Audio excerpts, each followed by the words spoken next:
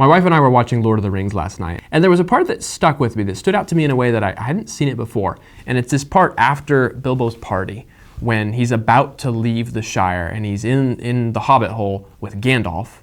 And Gandalf has just tried to persuade him to leave the ring behind. And Bilbo is very reticent to do this because the ring has a hold on him.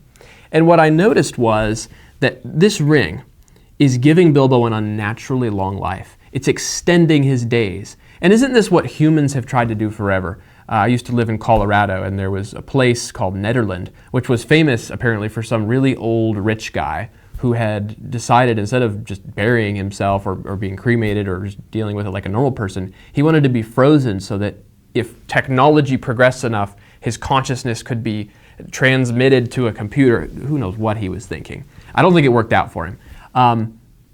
But the ring in the fictional work, The Lord of the Rings, is really an answer to the question of eternal life that humanity has had for a very long time. And I would imagine that if someone could obtain a token that would allow them to live forever, that would be considered a great thing. And so Bilbo has this, and yet eternal life is not something that is natural for a human in a fallen world. In fact, it's something bad for a human to have in a fallen world. We should seek to live forever in heaven, in a perfected world. But in our current existence, that would be misery. And Gollum exemplifies this. Gollum has obtained what is realistically could be conceived of as eternal life. He's living forever as long as he has the ring. And yet, instead of this being a blissful existence, Smeagol is a scrap of the person he was. He's a ghoul. He's a nasty, pathetic, withered creature that's just a shell of what he used to be. It's not a good existence.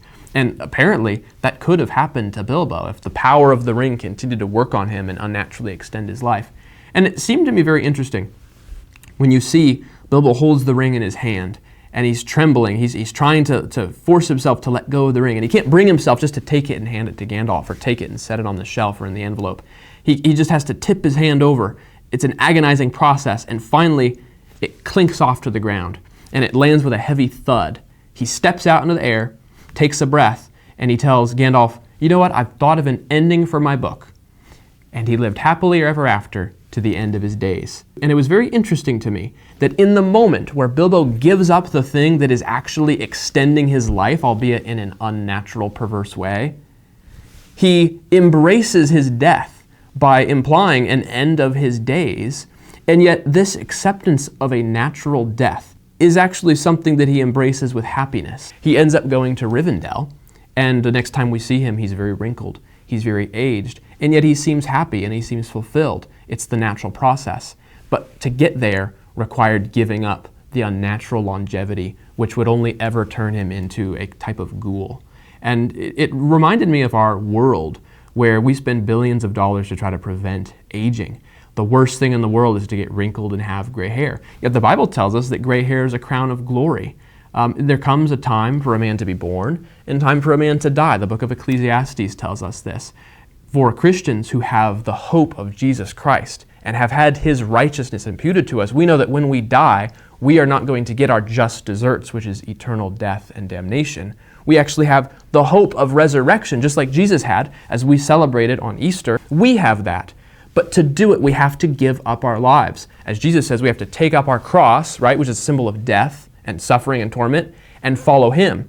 In baptism, you are buried, symbolizing your death under the water. But then you rise up again. But see, the problem is if you don't die, if you don't go down, you can't rise up. You can't have spring without fall, right? You can't have the beautiful crop unless you plant the seed, and the seed is buried in the ground. This is a theme that runs throughout the entirety of the New Testament. And of course, as Bilbo walks away, Gandalf bids him farewell by saying, "Until we meet again," which probably unintentionally struck me as a nod to the hope that we have in eternal life once we embrace our death in this fallen world. So for the Christian, when we're surrounded by a culture that hates death and hates decay and hates aging, we have $1 billion industry dedicated to perfecting our faces as they age and get wrinkled and start to sag, which is completely natural, to lift them up and to stitch them back together and to stuff them and to drain them and to turn ourselves into really kind of horrifying Frankenstein monsters. People will look at pictures of celebrities who've had all this plastic surgery, and we kind of are a little bit appalled by it, like, oh, what have you done to yourself? You looked completely normal and healthy and good and fine until you couldn't accept your natural state that God gave you, and you had to mangle yourself, and it frankly looks worse.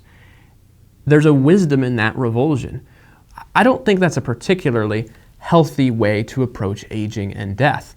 Death was not originally a part of God's design for the world. God designed Adam and Eve to live forever in paradise, but of course, as we well know, sin entered the world through the free will of Adam and Eve, and the world was cursed.